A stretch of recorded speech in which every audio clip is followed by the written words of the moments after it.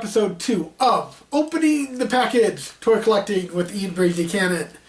Okay, so we just had the first one done, and as I said at the end, I have a couple boys Quinn and Hayden, 9 and 12, who are toy collectors as well, and they love the idea of this, and they're like, we gotta do it. So, looking at the first one, I had some ideas on how to try it. I need to be a little more energetic, I think, a little more active.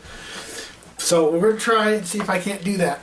So, basically, I let each of my boys pick what they want to talk about, and I'll start by talking about some of my pieces, and they'll come in and talk about some of their favorite pieces that they have in their collections. So, my son Hayden, he wanted to do superheroes. Now, to me, the main superhero I have is Spider-Man. He's one I've been a fan of all my life, loved him, and I've collected him a few. In the opening credits for this, the opening title sequence, you see some of my Spider-Man stuff. So I picked some of my favorite toys, and I'll bring them up real quick. So here we have a Spider-Man squirt gun. Really old. It doesn't say what year it was made. I've looked on it, but it doesn't say what year. But looking at it, you figure probably the 70s, maybe even earlier. And basically, it was Spidey, and he squirted water. See, this is cool. Nothing too exciting. It's basic squirt gun, but it's just cool looking. Really older style stopper to it and stuff. Nice and dated. Something. It doesn't look new. There's something cool about that. I love collectibles that don't look new. So then another old one, and this one. But most of my older Spider-Man stuff, my friend Sean gave me. He'll probably be on this sooner or later once it gets going. Now, this is was originally probably supposed to be some sort of Spider-Man web shooter thing that hooked on. You can see where there's probably a belt. You can see here. Now, the main thing about this is, look how powerful that is. See that? We'll do it again real quick. This thing had power. So you can tell, this was made before the 80s when all the little missile launchers sucked, all because of the Battlestar Galactica lawsuit, which I'm sure any toy collector is familiar with. But all 80s rocket launchers were pieces of junk. They didn't fire. This could probably put an eye out, honestly. That is why this is so cool. It's hardly there. There's almost nothing there. You have the Spider-Man logo, and that's about the only thing that tells you this had something to do with Spider-Man. And a bit of the webbing still left on there. But it's just so cool because of how powerful it is. I mean, you don't get stuff like this, even with the laws having, the better rocket launchers are coming out now, they're still not this awesome. Now, like I said, this is very dangerous. You don't just play with this casually because I can guarantee you this would hurt if it hit you. I've not tried it yet, tested on myself, but this thing had power. Okay, so we're still going to go with older stuff and the famous Mego action figures. I honestly don't think I could have a real true Spider-Man collection without having the Mego Spider-Man. It was, a classic, very well done. Just cool. And then, of course, you have the basic Spider-Man figure that was available during the 80s, which is the Secret Wars figure. I do have the shield and stuff. Not quite sure where they are. The shields, all the shields for the Secret Wars are pretty pointless except for Captain America. Otherwise, it doesn't make too much sense. It was an interesting little gimmick. I wasn't a big fan of that. I bought the figures because they were the figures. They're actually fairly well done. Not overly posable. They also have the black Spider-Man, which I do have in my collection. But this is your basic, standard, classic Spider-Man. Good little figure. Then, of course, we have, moving into the new millennia, they really got detailed. This is the movie Spider-Man from the first movie. I mean, you look how posable this guy is. There's almost nothing he can't do. This is when the figures started getting cool. And then, it made sense to make him this posable. It was awesome. Now, of course, they've done the exact same thing in a smaller scale, which is cool. I've not gotten any of those yet. But, I mean, kind of kinky, but we'll leave that for your imagination. Still, it was so awesome when they started doing this. I love these figures. I have all the basic Spider-Mans of this scale with this posability just because I had to. I mean, who would want to miss something like that? And to finish up my segment for the superheroes of Spider-Man, we got the Mini Mite Spider-Man, which is just really cool. I have a fair amount of these because they did different ones with different heads, different accessories and stuff. So they were cool. But now the final piece I'm going to do. This is, I'm not even sure what it is. It's obviously a Spider-Man, but it was one of those things that you can only get in Japan. It looks really odd, but it's cool. I mean, you couldn't get stuff this bizarre here in the U.S. I don't know why we don't do stuff this bizarre. I love this bizarre stuff. This is just crazy. So, you got the really fat balloon-like head. And now this looks like a Kubrick style. It's not Kubrick. It's more of a generic one. Kubrick did. I have some Star Wars and Disney Kubrick stuff that they did. But it definitely Kubrick style, although I've never seen quite the balloon style head. Because if you look at it, I mean, seriously, you turn it upside down, you have a balloon. I mean, that's exactly what it is. So, and like the Kubricks, you can tell it's fairly generic, so that basically, they could use the same molds over and over. You can just repaint them and make a million different figures from it. So, that's, cool pieces. I always love cool pieces like this. And now, I am going to step aside and let my son Hayden come in and show you some of his favorite superhero toys and hopefully explain why he likes them so much and what's cool about Hello. My name is Hayden. I am Ian's son, 9-year-old. And today I have Marvel superheroes from Avengers. First up, I have Thor, God of Thunder. Why I like him is details, and of course he's the God of Thunder.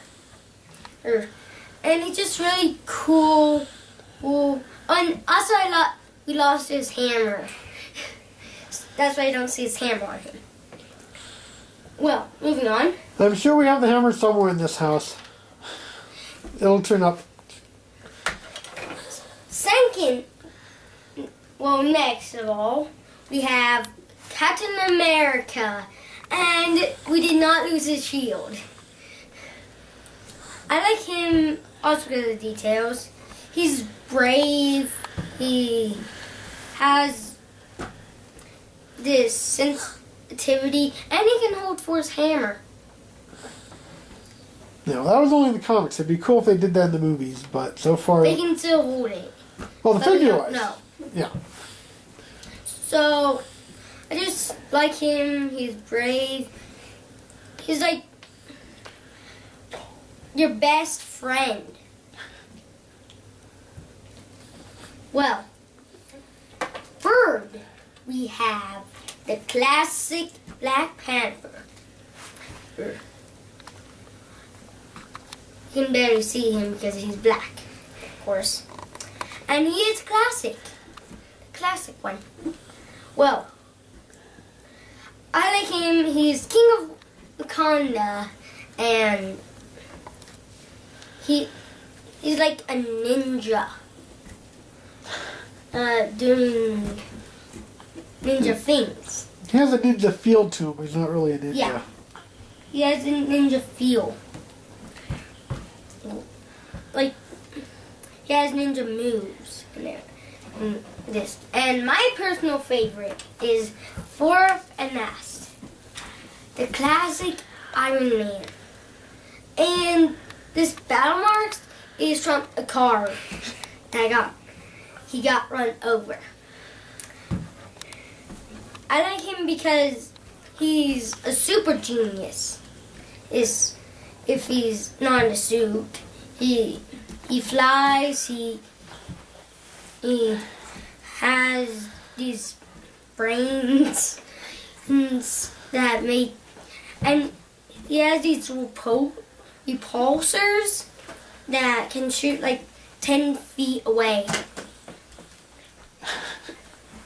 Or more like 100, but I don't know. So now I will give stage to my brother. Actually, go back to me real quick. I mean my dad. Okay, so that was Hayden with his Avengers. Hope you enjoyed that segment. Now, Quinn decided that he wanted to talk about a toy line that I mentioned briefly last time, of course, that I collect, and would sooner or later be in this little video cast of ours, and we'll almost definitely get a whole episode dedicated to it at some point. And of course, you can see behind me, this was a costume that we made for Denver Comic Con last year of Optimus Prime. It had some issues with it. This year. No, this year, but the first Denver Comic Con. That was earlier this year. So, yeah, it was this year. So, if you can't guess, we're going to be talking about Transformers. But this was a homemade costume we did.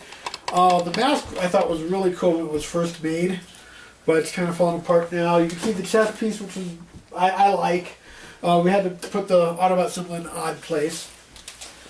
But, so, we'll start talking about Transformers with of course, Prime. So, I will start with one of my most treasured possessions. This is an original Optimus Prime in its package. Now, obviously, the package is far, far from mint. Now, this has a story behind it. I love it when I have a story to this. Thrift stores, great places. I found this at a thrift store for $4. Now, the thing is, this part, the styrofoam, was in backwards, so all you could see was the trailer. So there was no way to know whether or not everything was there. But for $4, I figured it was worth taking a chance. And guess what? Everything was there. So this is a complete Optimus Prime. I have had it on display. It's in great shape. You have all the books and some extra wheels. There's a whole story on that. We'll have to dig those wheels up here in a moment.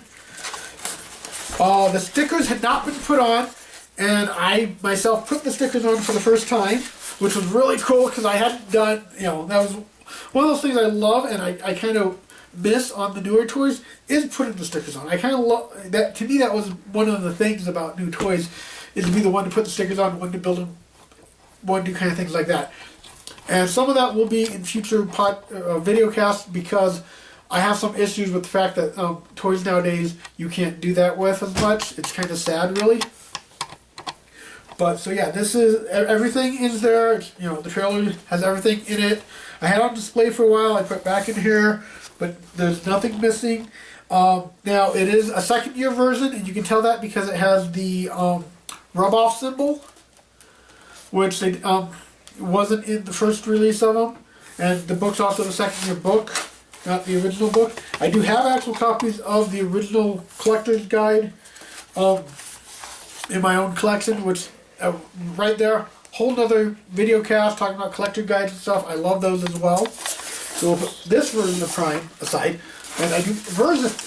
Now, I find it interesting that in the original classic line, I think there's only 3 Optimus Prime in the whole run of the original classic Transformers line. Yet, since then, there have been so many of them. And I will show you some of my favorites real quick. This is I believe it's a micro line from Japan. Another thing that you could only get in Japan. It is the smallest Optimus Prime. Really simple to transform. Ta-da! And back again. But this is just a cool little figure. These guys are awesome. Now, what we'll do is we're going to go from the smallest to the biggest. And he's a bit dusty. The Masterpiece Optimus Prime. This is cool. Now, while this one I could transform in a second without trying, this guy takes a little more time, so I'm not transforming him for you. But he is awesome. He was the first Optimus Prime with the late Matrix of Leadership. You cannot go wrong with that. That is so cool. It's in his chest and everything. It folds up. I mean, this guy's cool. A version of Megatron for him to hold, which he, I forget what episode it was, but he did hold Megatron as his weapon for a scene in one of the old cartoons. There is an interchangeable hand that gives him the energy acts and stuff. I mean, when they made this figure, they did it right. Now, they did do a Megatron like this, a classic Generation 1 Masterpiece Megatron. The problem was, over here in the United States, we have some laws that give out toy guns now that we didn't have back at the beginning of the 80s. And so, that Megatron was never released on the mass market in America. You can only get through Japan. And if you got it, when it was imported, it had to be altered because even though the boxes had them in robot mode, in fact, they turned into a gun. You had to put the little orange cap on the front of the gun in order to mark it being a toy. So any of them coming into the country had to be opened, had that glued onto it. So you actually, for those of you who are into the mint in package stuff, you could not legally purchase a Masterpiece Megatron mint in box in the United States. Just an interesting little story on that. And the final pieces I will show, as I was saying, the Masterpiece Optimus Prime did come with an interchangeable axe hand. Now, here's an Optimus Prime Megatron from the, forget the name of the line now, so that's how with it I am. I should do more research. But basically this was a series of Transformer figures that didn't transform, but were based off of the cartoon likenesses. And the idea was they looked like the animated versions of them. In this case, you have Prime and Megatron with their energy weapons as they fought. And the thing about these is they did various versions. And it was set up so that you, obviously for, to make it easy to make various versions, the pieces come off fairly easily. What that meant was you could keep the body and just make new heads and arms and have Prime in a bunch of different poses that you could keep releasing. And, same with Megatron. In fact, I have a Megatron downstairs where he has Laserbeak on the arm, which is my favorite. This one got picked by my son because he thought it was cool. So that's why he's the one up here, not the one with with Laserbeak. And I think basically because you have him and Prime being able to fight. So now I will step aside and let my older son come in and do his little presentation. Hello, my name is Quinn, son of Yin, and today I am going to talk to you guys about the newer Transformer toys. First off, my oldest toy, probably, Scorpionox. Well, like I said, this is probably my oldest Transformer toy that I picked out. And this is one of my favorites, I think, because it has great detail, and like you can move around his claws, open the claws up, shoot his tail. You can do all sorts of things with this guy. Sadly, I got this guy at a thrift store, so he's not in full condition. But still, it's cool to have him, and, yeah. So, my other one that is probably my second oldest would be, Mudflap and Skids from Transformers 2, Revenge of the Fallen. I have their ice cream form and their other forms. But I was so happy to get this one when I did, because it's such a cool one, because you can split them in two, then transform them. It takes me a little while to transform them, but like it's so cool because it's basically two Transformers in one. I mean, how cool is that? I have these ones in full condition. So, yeah. I'd probably say this would be one of my favorite Transformer toys. Just because in the movie they were hilarious, and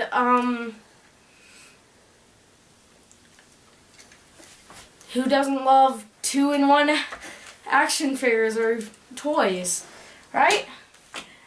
So then my third newest is Shockwave. And this one comes from Transformers 3 Dark of the Moon. And I also have the Megatron from the same movie. So yeah, I mean, these ones are cool because their weapons, like, they can, like, transform and do cool things. Like, Shockwave, I usually have his like this, but you take this off and, like, push this down. I mean, these are, like, really cool because, like, the detail work and the weapons, I mean, it's amazing. I think these weapons are actually really well done. I think one of the main reasons for me getting this is because I like both characters and because I was just interested in the weapons. I mean, just so Megatron transforms into a truck. It takes a little while for me to transform him, so I'm not going to do that today. You can put Megatron's cloak, if you haven't seen the movie, he wears a cloak for some of it, and he basically came with the cloak sort of thing. Then Shockwave, he's supposed to transform into a tank, but I have no idea how to transform him. These ones are more complicated than others. So, that was my Transformer 3 stuff. So, going into more animated Transformer stuff, they did the old stuff, as my dad was showing you, but they've done some newer shows. I don't have any toys of the really bad animated series with me right now, but it wasn't that good. But the newer one is better. Transformers Prime. Yes. If you haven't seen it, I would suggest trying to look it up and seeing it. I think we missed the first season, but what season are they at now? I'm not sure. I think the third. But, like, it's really awesome, really cool. I suggest you see it. So today I have some of the action figures from this series. This is Cliff Jumper. He was my first one of these Transformers. And basically it's a sad part. If you haven't seen it, I don't want to have any spoilers, but it's sad that he dies in like the second season. He died like the first episode. I know. Well, not the first episode, but I think it's the first episode. Seriously? Yeah. Yeah. Although he comes back as a zombie at one point. But... I remember that. And he's been back in several flashbacks. Yeah. But yeah, this is Cliff Jumper. Unlike the old stuff, he looks nothing like Bumblebee. So this is Cliff Jumper. He transforms into a normal car. But still pretty cool. Then I got Bumblebee. So this is the Bumblebee. And, I don't have his weapons with me at this time, but he's, like, supposed to have, arm guns or something. And, yeah, I like this one because, I mean, you can pose it in many different ways. Like, yeah, and Bumblebee still can't talk like in the movies, but I think he's a pretty cool character. And I like how his toy came out. I mean, the face is like really well done, and it looks fantastic. Like a lot like how in the show it does.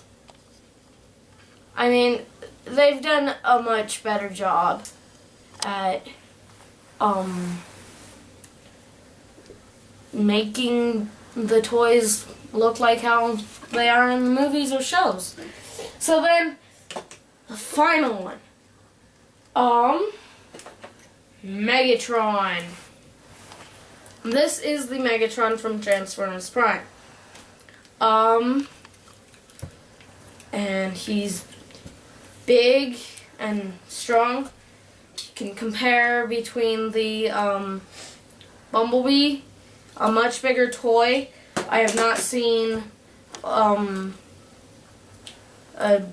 this sized one. So like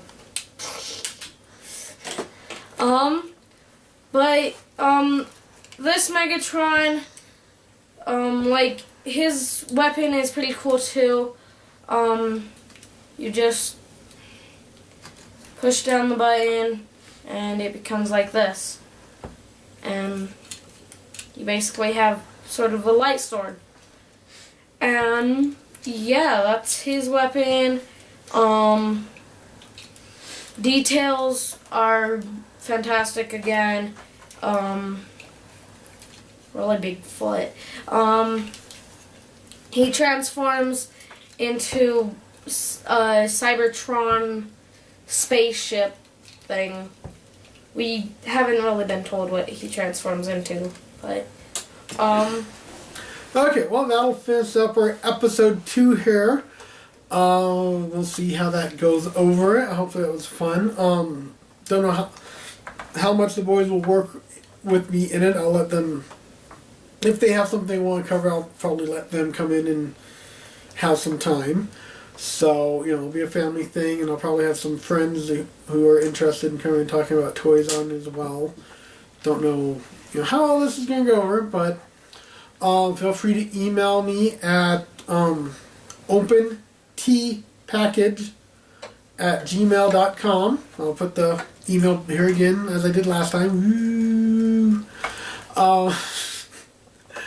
And comment, questions, ideas for what we should talk about, things like that. And hope you enjoyed it. Okay, bye.